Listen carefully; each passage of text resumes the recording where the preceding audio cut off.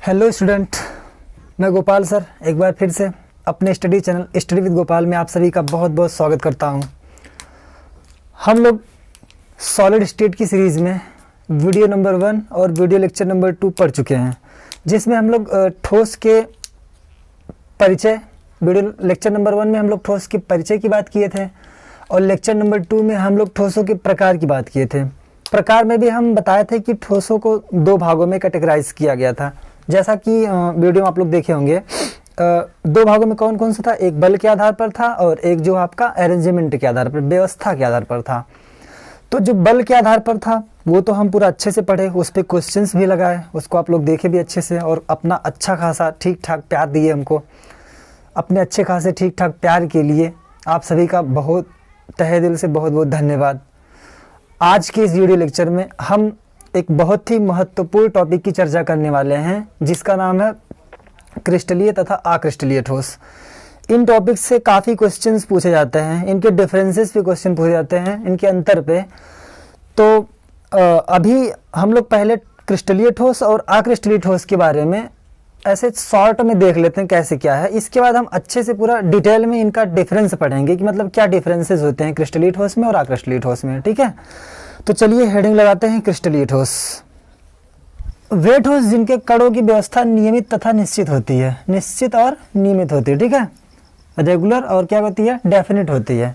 वे ठोस जिनके कणों की व्यवस्था जो होती है नियमित और निश्चित होती है, उन्हें क्या कहते हैं, क्रिस्टलीय ठोस कहते हैं, क्रिस्टलीय ठोस कहते हैं। तथा इन कणों की जो व्यवस्था होती है तथा इनकी जो व्यवस्था होती है, एक ही प्रकार की व्यवस्था पूरे क्रिस्टल जालक में होती है, जिसे हम दीर्घपरासी कहते हैं। क्या कहते हैं, दीर्घपरासी व्यवस्था, लॉन्ग रेंज ऑर्डर। देखिए लॉन्ग रेंज ऑर्डर कहते हैं। बहुत पूछा जाता है कि दीर्घपरासी व्यवस्था किस में पाई जाती है, क्रिस्टलीय ठोस में कि अक्रिस्टलीय ठोस में, मतलब ऐसे ढेर सारे एग्जांपल देने का आपको, तो एक आपको उसमें से टिक करना पड़ेगा। ठीक है, तो ऐसे ही पूछा गया कि दीर्घपरासी व्यवस्था होती क्या है, what is long range order, ऐसे पूछा गया है। तो आप ये बोलोगे कि क्रिस्टलीय ठोस में जो कणों की व्यवस्था होती है, एक ही प्रकार की व्यवस्था, वो पूरे क्रिस्टल जालक में पाई जाती है ना, पूरे क्रिस्टल जालक में। तो इसको हम कहते हैं लॉन्ग रेंज ऑर्डर। जैसे नहीं सेना में देखिए, सेना में जो बटालियंस होती हैं उनकी कितनी रेगुलर व्यवस्था होती है। अभी ऐसे ही कहीं पर भीड़, कोई मतलब फंक्शन हो, कोई मतलब रैली वैली हो, वहाँ पर लोग देखो कैसे बैठे रहते हैं। और जब सेना के मतलब आर्मी के सोल्जर्स बैठे हैं, वहाँ पर देखो लोग कैसे बैठे होते हैं। जब भीड़ में लोग बैठे होते हैं रैली वैली में, तो वहाँ पर कोई रेगुलरिटी नहीं होती है, तो उसको हम कहेंगे अक्रिस्टलीय व्यवस्था है ना। बट जब हमारे सोल्जर्स बैठते हैं, हमारे देश की आर्मी, हमारे देश का मतलब हमारे देश की जो मतलब सेना है, वो लोग जो बैठते हैं, तो उनकी व्यवस्था देखिए कितनी मतलब रेगुलर होती है। उसी को हम कहते हैं, मतलब ऐसे ही कुछ व्यवस्था होती है आपकी ठोसों के अंदर। तो ठोसों के अंदर की जो व्यवस्था होती है वो बिल्कुल रेगुलर होती है, हाँ, और बिल्कुल डिफाइंड होती है।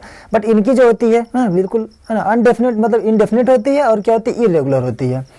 तो पहले ये समझे हम कि दीर्घपरासी व्यवस्था किसे कहते हैं। दीर्घपरासी व्यवस्था मतलब एक ही प्रकार की व्यवस्था पूरे क्रिस्टल जालक में होना दीर्घपरासी व्यवस्था कहलाती है। ठीक है, जैसे एग्जांपल आपका हीरा, ग्रेफाइट। हीरा बेस्ट एग्जांपल है क्रिस्टलीय ठोस का। ग्रेफाइट, क्वार्ट्ज, धातुएं, ये सब जो मेटल्स हो गए, जितने मेटल्स सब होते हैं आपके क्रिस्टलीय ठोस। ठीक है, अच्छा, हीरा और ग्रेफाइट की संरचना हम मतलब ये सब पीछे पढ़ चुके हैं, कैसी डेफिनेट बिल्कुल अरेंज व्यवस्था होती है इनकी है।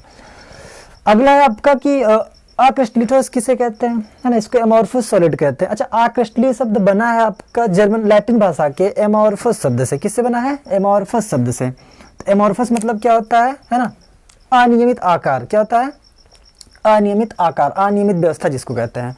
तो अक्रिस्टलीय ठोस वे ठोस होते हैं जिनके कणों की व्यवस्था अनियमित तथा क्या होती है, अनिश्चित होती है, तथा उन्हें क्या कहते हैं, अक्रिस्टलीय ठोस कह दिया आप लोग, है ना। जिनके कणों की, कहोगे वे ठोस जिनके कणों की व्यवस्था अनियमित तथा अनिश्चित होती है, उन्हें क्या कहते हैं, अक्रिस्टलीय ठोस कहते हैं।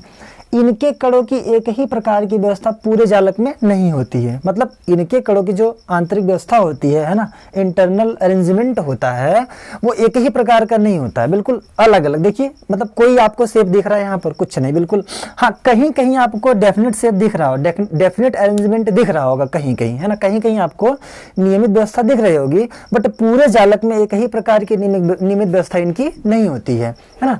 तो इनके कणों की एक ही प्रकार की व्यवस्था ना होकर इनमें क्या होता है, देखिए छोटे छोटे भाग में निश्चित व्यवस्था दर्शाते हैं, मतलब छोटे छोटे पार्ट में इनकी निश्चित व्यवस्था होती है, जिसे हम लघु परासी व्यवस्था कहते हैं। मतलब शॉर्ट रेंज में कहीं कहीं पर ये अरेंज्ड होते हैं, कहीं कहीं पर बिल्कुल डिस्टर्ब होते हैं, फिर कहीं कहीं पर अरेंज। जैसे यहाँ पर देख लीजिए, यहाँ से आपको अगर दिखेगा इतना, तो इतना देखिए अरेंज्ड है, यहाँ से इतना देखिए आपको निश्चित दिख रहा है, निश्चित है कि नहीं।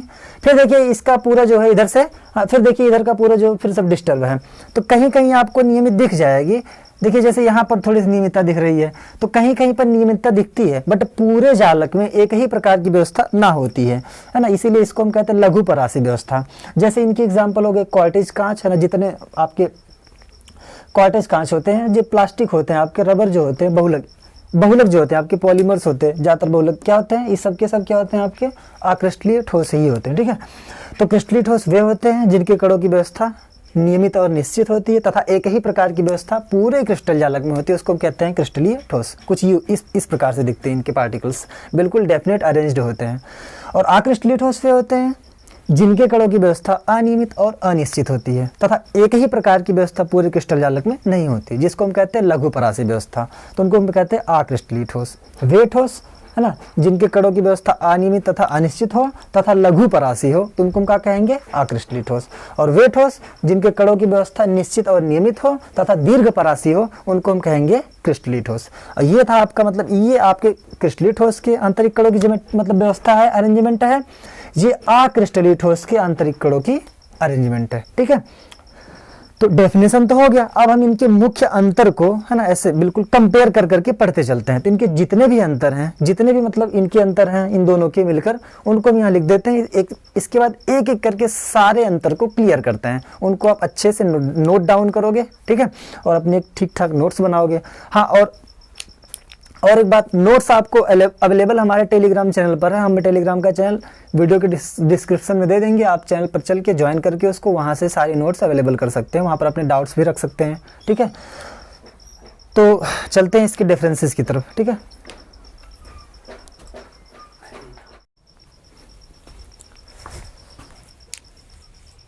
तो आइए पढ़ते हैं कि क्रिस्टलीय ठोस और अक्रिस्टलीय ठोस के मुख्य अंतर कौन कौन से हैं। अच्छा, यही वे पॉइंट्स हैं जो क्रिस्टलीय ठोस के और अक्रिस्टलीय ठोस के सारे क्वेश्चंस को क्लियर करते हैं, चाहे वो बोर्ड लेवल के हों चाहे कंपटीशन लेवल के हों।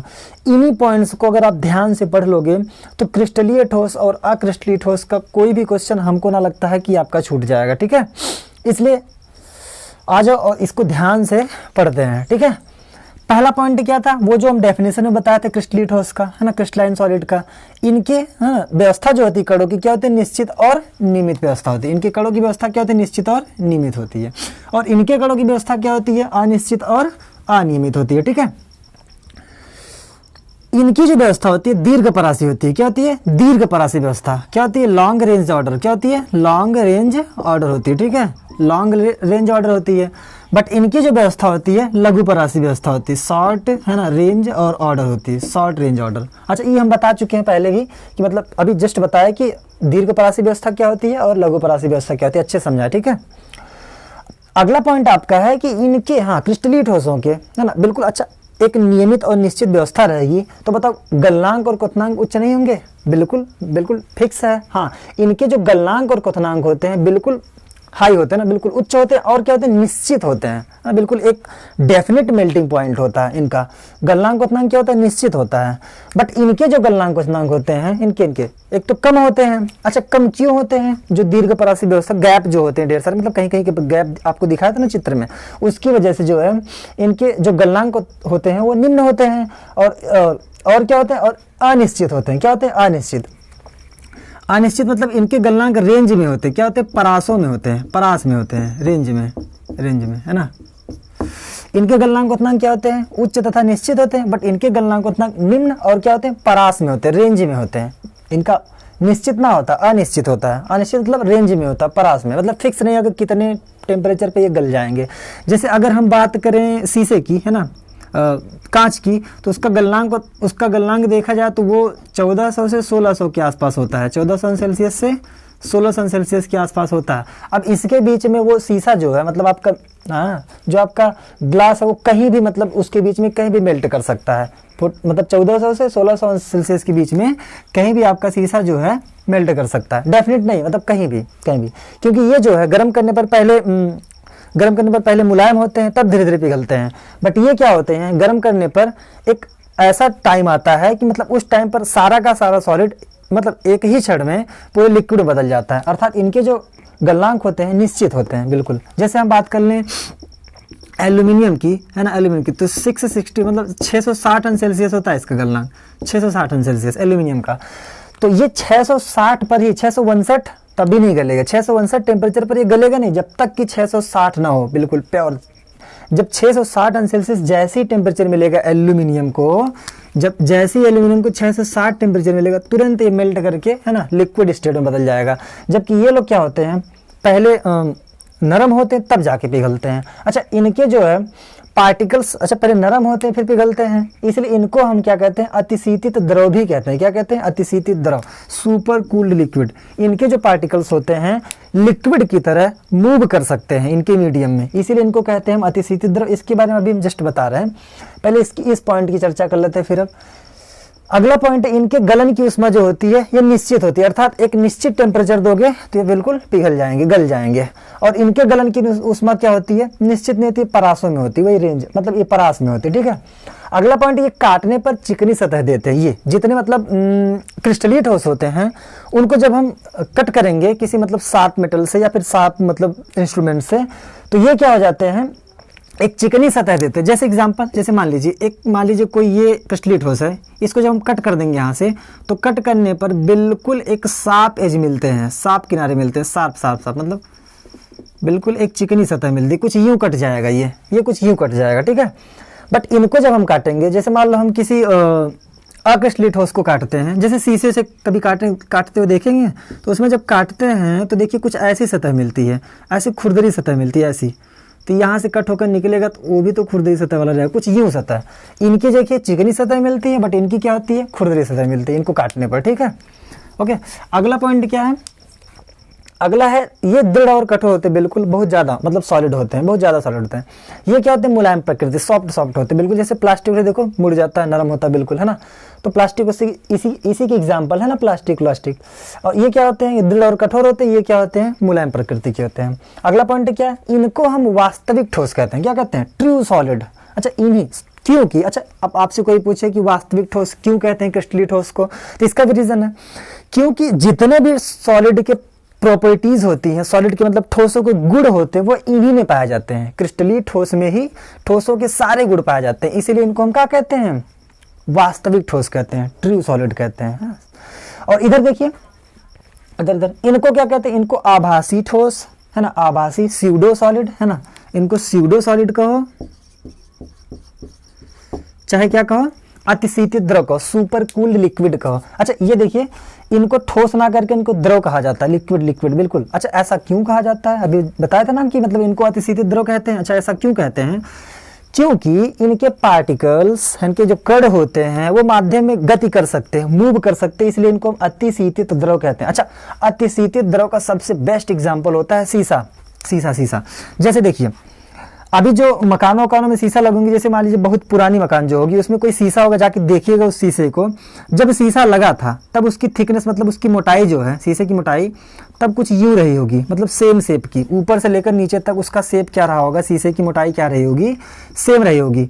बट अभी ये मान लीजिए शीशा है, शीशे की मोटाई, शीशे को हम इस तरह से देख रहे हैं, मतलब ऐसे फ्रंट वे में, तो शीशे की जो थिकनेस है शुरू में ऐसी रही होगी, लेकिन अभी काफी टाइम के बाद अब जब जाकर उसको देखेंगे तो उस शीशे की थिकनेस कुछ नीचे की तरफ ज्यादा हो गई होगी और ऊपर की तरफ थोड़ा सा कम हो गई, कुछ ऐसा दिखेगा वो। अच्छा, ऐसा क्यों, क्योंकि शीशा क्या है, अक्रिस्टलीय ठोस है, और अक्रिस्टलीय ठोस को हम क्या कहते हैं, अतिशीतित द्रव कहते हैं। तो इसके पार्टिकल्स ऊपर से नीचे की तरफ ग्रेविटी के कारण, नीचे से जी लग रहा है ग्रेविटी, तो ग्रेविटी के कारण ऊपर से मूव कर करके नीचे की तरफ आ जाते हैं, है ना। तो जब ऊपर से मूव करके नीचे आएंगे तो ऊपर पतला हो जाएगा, नीचे मोटा हो जाएगा शीशा, ऐसा कुछ हो जाएगा। तो ऐसा ही पूछता कि क्या कारण है कि जो पुरानी इमारतें हैं उनके शीशे जो ऊपर से पतले हो जाते हैं और नीचे से मोटे हो जाते हैं, क्योंकि शीशा होता है सुपर कूल्ड लिक्विड, इसीलिए ऐसा कुछ होता है, ठीक है। चलिए अगला पॉइंट देखते हैं। अगला पॉइंट है, इनको कहते हैं, बहुत इंपॉर्टेंट पॉइंट, विषम दैशिक। अच्छा ना, देखने में थोड़ा सा अजीब लग रहा है, इनको विषम कह रहे हैं, इनको सम कह रहे हैं, जबकि कहना चाहिए था इसको सम, इसको नहीं, इसमें रीजन है, बता रहे हैं इसको भी। इनको हम मतलब एनाइसोट्रॉपिक कहते हैं इनको, हम क्या कहते हैं, आइसोट्रॉपिक। ये विषमदैशिक होते हैं और ये क्या होते हैं, समदैशिक होते हैं। ऐसा क्यों होता है, चलिए इसको भी समझाते हैं। विषमदैशिकता और समदैशिकता क्या होती है। जैसे देखिए, जैसे मान लीजिए ये जो क्रिस्टलीय ठोस है, इसमें मान लीजिए ए और बी प्रकार के 2 प्रकार के पार्टिकल्स ये बन रहा है। तो मान लीजिए ए पार्टिकल्स सॉलिड वाला है और बी आपका हॉलो वाला है, खाली खाली वाला, ठीक है। तो हम बनाते हैं इसको। तो ये देखिए आपका कुछ यूँ बनेगा, एक खाली, ऐसे एक भरा सा, फिर एक भरा सा, फिर एक खाली से बना देते हैं, फिर एक भरा सा बना देते हैं। इसको थोड़ा सा अरेंज कर लेते हैं।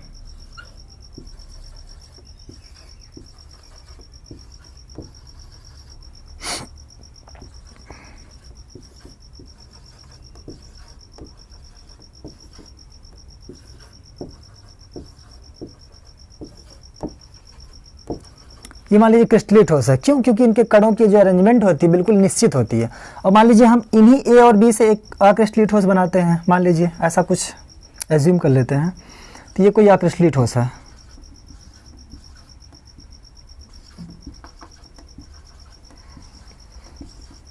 इसमें कणों की व्यवस्था जो होती है वो रेगुलर तो होती नहीं है कि हम ऐसे बिल्कुल रेगुलरली बनाएंगे।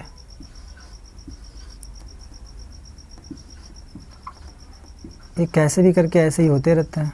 इनको थोड़ा देखिए ध्यान से, कैसे भी गिन के नहीं बनाना, चाहे जैसे बना डालो, बस अरेंजमेंट आपको दिखाना है कि मतलब क्या होता है समदैशिकता, क्या होता है विषमदैशिकता, ठीक है।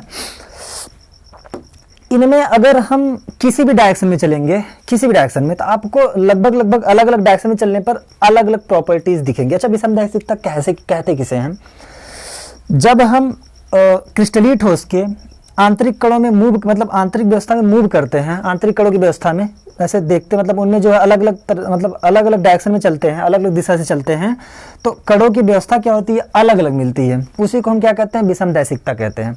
अच्छा, इसी विषमदैशिकता के कारण इनके ना अलग अलग, है ना, कॉर्नर से इनकी जो प्रॉपर्टीज होती हैं, है ना, अलग अलग भाग से, अलग अलग भाग में इनकी जो प्रॉपर्टीज, जैसे भौतिक प्रॉपर्टी, जैसे गलनांक हो गया और जो है चालकता हो गई, है ना, ऐसे यांत्रिक प्रॉपर्टी कुछ होती है, यांत्रिक गुण जो हो गए, ये कुछ अलग अलग प्राप्त होते हैं। क्यों ऐसा होता है, देखिए, क्योंकि मान लीजिए हम इस साइड से चलते हैं, जैसे इस साइड से, तो आपको केवल और केवल खाली खाली वाले पार्टिकल मिल रहे हैं, है ना। और इसी के बगल इस साइड से चलने पर आपको ये साइड 1 मान लीजिए, ये साइड 1 मान लीजिए है, ये साइड 2 है, एक साइड और ले लेते हैं कोई। अब इस साइड से चलने पर देखिए कुछ और व्यवस्था मिल रही है, साइड 3। तो जिस भी साइड से आप चल रहे हैं, देखिए इस साइड से चलने पर एक खाली, एक भरा सा, एक खाली, फिर से एक भरा सा, ये व्यवस्था मिल रही है। इस साइड से चलने पर आपको देखिए सब खाली खाली वाली व्यवस्था मिल रही है, और इस साइड से चलने पर आपको बिल्कुल भरी भरी व्यवस्था मिल रही है। तो इनके अलग अलग साइड से चलने पर, है ना, अलग अलग साइड से चलने पर इनके जो व्यवस्था होती है वो अलग अलग प्राप्त होती है। इसीलिए इसी को हम कहते हैं विषमदैशिकता, है ना। अलग अलग दिशा में जाओ तो अलग अलग गुण मिले, तो उसको कहते हैं हम लोग विषमदैशिकता, ठीक है। इनमें क्या होता है, इनमें किसी भी दिशा में आप मूव कर लो, किसी भी दिशा में मूव कर लो, ओवरऑल जिनका होता है, मतलब इनका जो संपूर्ण, मतलब इनका जो संपूर्ण, अगर देखा जाए संपूर्ण भाग की बात कर लें अगर, तो हम किसी भी दिशा में चलें तो लगभग इनके जो कणों की व्यवस्था होती है वो सेम मिलती है। क्यों, क्योंकि इनका ना तो कोई रेगुलर अरेंजमेंट होता है, इसीलिए रेगुलर अरेंजमेंट, निश्चित अनिश्चित व्यवस्था के कारण इनमें हम कैसे भी चलें वो लगभग हमको सेम मिलती है। बट इनमें लगभग सेम नहीं मिलती, इनमें बिल्कुल अलग मिलती है। देखिए बिल्कुल अलग दिख रही है, बिल्कुल अलग दिख रही है, बिल्कुल, लेकिन इनमें चाहे जैसे चलो तो लगभग सेम मिल सकती है, मतलब मिलती है सेम। इसलिए इसको हम क्या कहते हैं, समदैशिक कहते हैं, और इनको क्या कहते हैं हम, विषमदैशिक कहते हैं, ठीक है। विषमदैशिक मतलब अलग अलग दिशा में चलने पर अलग अलग गुण प्राप्त हों, इनके अलग अलग दिशा में चलने पर समान गुण प्राप्त हो, है ना, समान भौतिक गुण, जैसे आपका अपवर्तनांक हो गया, चालकता हो गई, इनका भी अलग अलग दिशा में चलने पर अलग अलग गुण प्राप्त होते हैं, विषमदैशिकता, अलग अलग दिशा में चलने पर समान गुण प्राप्त होते हैं, समदैशिकता, ठीक है, क्लियर। अगला पॉइंट देखते हैं। अब अगला पॉइंट है, ये इनके जो शीतलन वक्र होते हैं वो क्या होते हैं, असतत होते हैं। क्या होते हैं, असतत होते हैं। अच्छा, इसको थोड़ा सा कंफर्म कर लेते हैं, ठीक है। जैसे देखिए लोहा और प्लास्टिक की बात कर लेते हैं, तो आप लोग देखे होंगे कि अगर दोनों को हम गर्म करें, दोनों को, लोहे को भी प्लास्टिक को भी, नॉर्मल मतलब पिघलाए ना, पिघलने से पहले तक गर्म करें और फिर ठंडा रखने के लिए छोड़ दें, तो प्लास्टिक जल्दी ठंडा होगा कि लोहा, बताइए। प्लास्टिक जल्दी ठंडा होगा, बिल्कुल जल्दी। ऐसा क्यों होगा, बता रहे हैं। और लोहा थोड़ा टाइम लेगा, ऐसा क्यों होगा, ये भी बता रहे हैं। जैसे इनके जो शीतलन वक्र होते हैं, ठंडा होने के जो कर्व होते हैं, ग्राफ होता है, देखिए जैसे इसका जो ग्राफ होता है ये असतत होता है और इसका जो ग्राफ होता है ये सतत होता है, कॉन्टिन्यूअस होता है।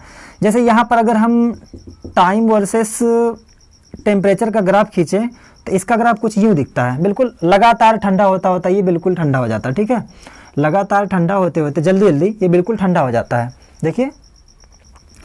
लेकिन इनका जो समय वर्सेस मतलब टेम्परेचर वर्सेस टाइम का जो ग्राफ है, इनका बिल्कुल लगातार नहीं ठंडा होता, ऐसे है ना, ऐसे बिल्कुल सीढ़ियों की तरह इसका ग्राफ बना है। अच्छा, ऐसा क्यों होता है बता रहे हैं।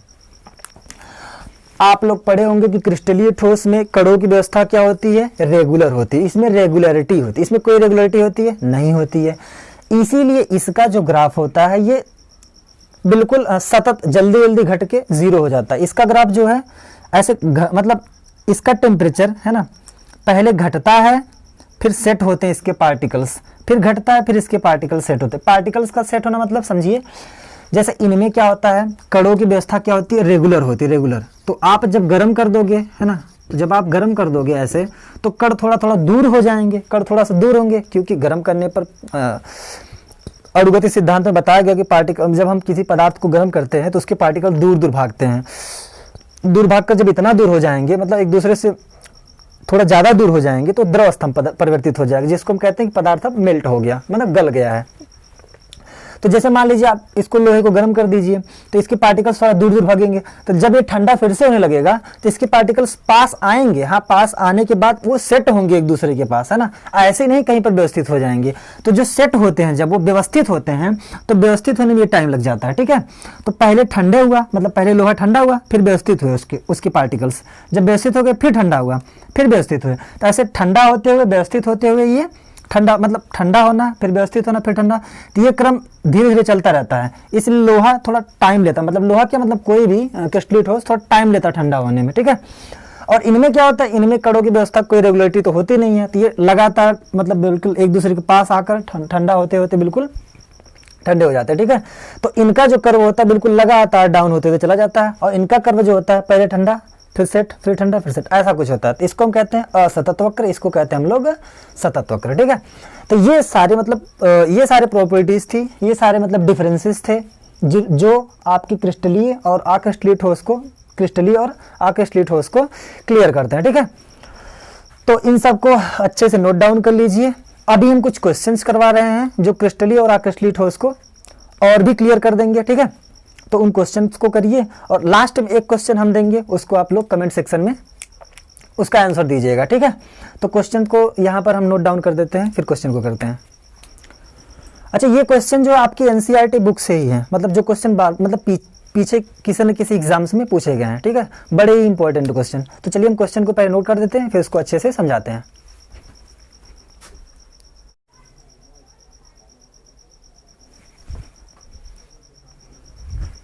चलिए, ये क्वेश्चन आपका है जो एनसीईआरटी का क्वेश्चन है। सो पूछा गया है कि पॉलीयूरेथेन, नैप्थेलिन, बेंजोइक अम्ल, बेंजोइक एसिड, टेफ्लॉन और potassium nitrate and cellophane polyvinyl chloride, जिसको हम पीवीसी कहते हैं, रेसा कांच और तांबा, इनको आपको क्रिस्टलाइन और एमोर्फस सॉलिड में, है ना, मतलब बताना कौन कौन सा क्रिस्टलीय ठोस है और कौन कौन सा क्या है अक्रिस्टलीय ठोस है। तो चलिए एक एक करके सबको हम क्लियर कर लेते हैं, ठीक है। ये जो पॉलीयूरेथेन है ये भी प्लास्टिक टाइप का होता है, तो हम एक तरफ क्रिस्टलीय बना देते हैं, क्रिस्टलीय ठोस, और एक तरफ बना देते हैं अक्रिस्टलीय ठोस, अक्रिस्टलीय ठोस, ठीक है। तो ये आपका जो पॉलीयूरेथेन है ये एक प्रकार का प्लास्टिक होता है, तो जितने भी प्लास्टिक होते हैं वो कहाँ पर आएंगे, अक्रिस्टलीय में आएंगे। तो ये पॉलीयूरेथेन आपका अक्रिस्टलीय ठोस है, ठीक है। अगला फिर नेप्थेलिन। अच्छा, नेप्थेलिन क्या होता है, एक ऑर्गेनिक सब्सटेंस होता है, ऑर्गेनिक कंपाउंड होता है, तो ये बिल्कुल क्रिस्टलाइन सॉलिड में आता है, क्रिस्टलीय ठोस में आता है, ठीक है। तो नेप्थेलिन को हम लिखेंगे क्रिस्टलीय ठोस में, नेप्थेलिन, ठीक है। ये कुछ यूँ बनता है, नेप्थेलिन का स्ट्रक्चर अगर बनाएं हम लोग तो कुछ ये ऐसा दिखता है, ऐसा, ये दो बेंजीन के रिंग एक दूसरे से ऐसे कंबाइंड होते हैं, आपका ऐसा कुछ होता है नेप्थेलिन, ठीक है। ये नेप्थेलिन होता है, ठीक है, कुछ ऐसा।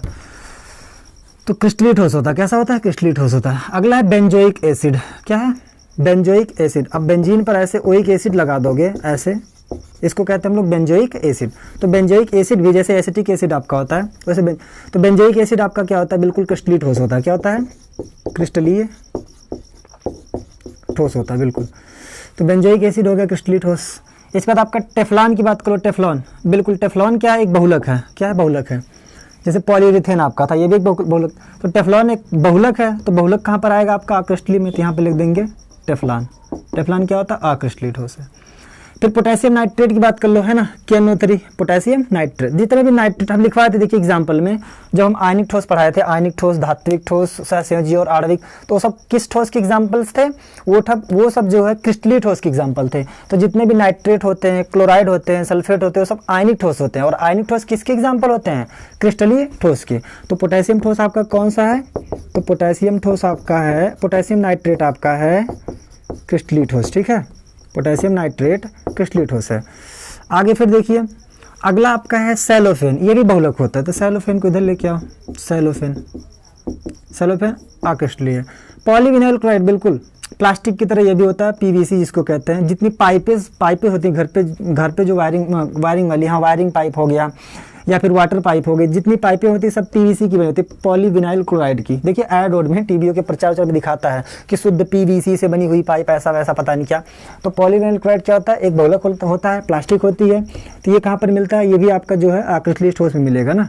तो PVC जो आपका है पॉलीविनाइल क्लोराइड है ना, पॉलीविनाइल क्लोराइड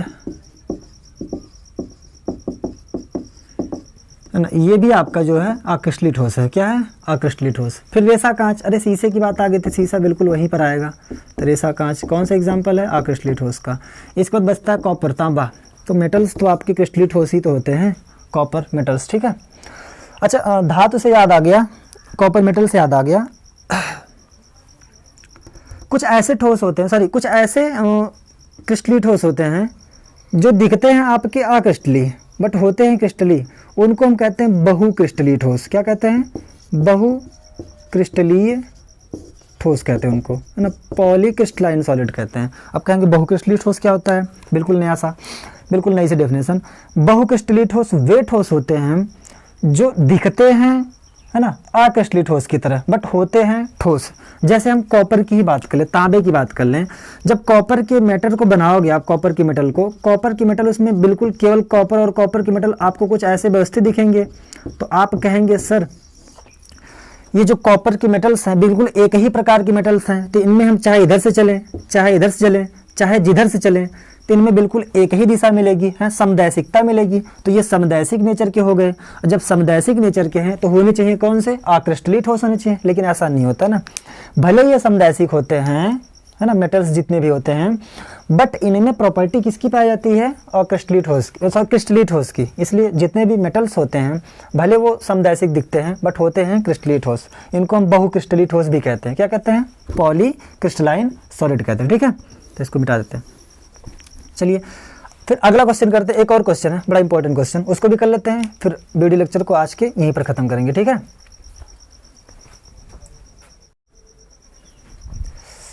ओके चलिए ये एनसीईआरटी का देखिए बहुत महत्वपूर्ण क्वेश्चन है, इसको भी क्लियर कर लेते हैं।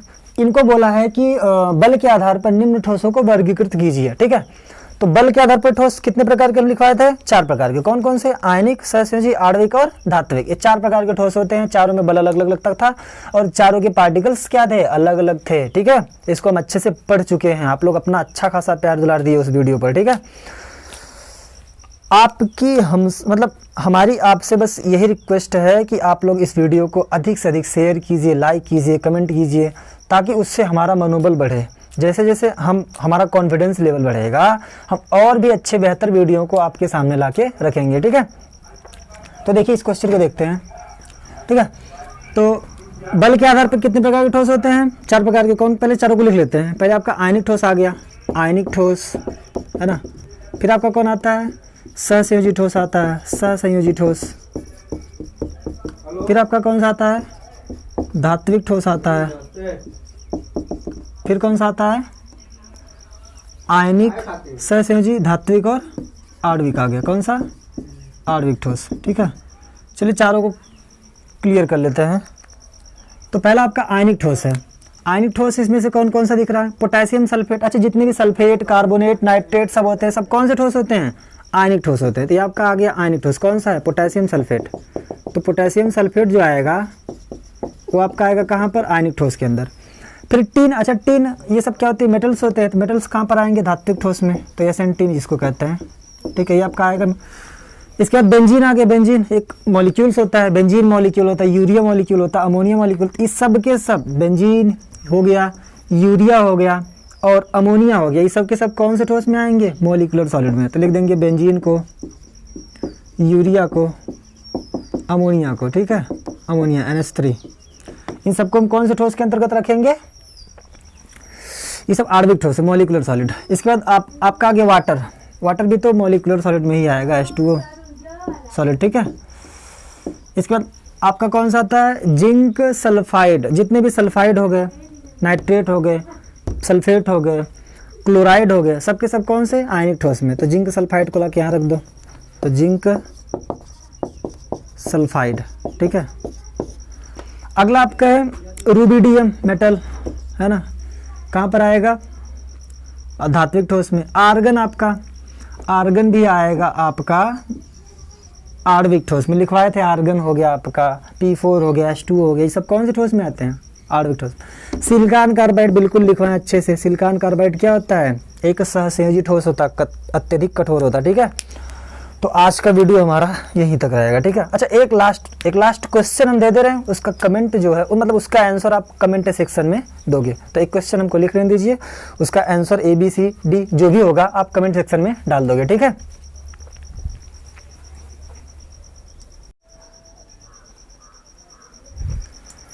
चलिए, हमारा आज का क्वेश्चन है, इनमें से कौन विषमदैशिक है? ठीक है, इनमें से कौन एनाइसोट्रोपिक है? ठीक है। तो पहला आपका ऑप्शन है कांच, मतलब दूसरा ऑप्शन है आपका हीरा, रबर और प्लास्टिक। जो भी सही है आप कमेंट सेक्शन में आंसर उसका दे दीजिएगा, ठीक है। तो यहाँ तक वीडियो को देखने के लिए आपका बहुत बहुत धन्यवाद। ऐसे ही अपना प्यार दुलार बनाए रहिए, ठीक है।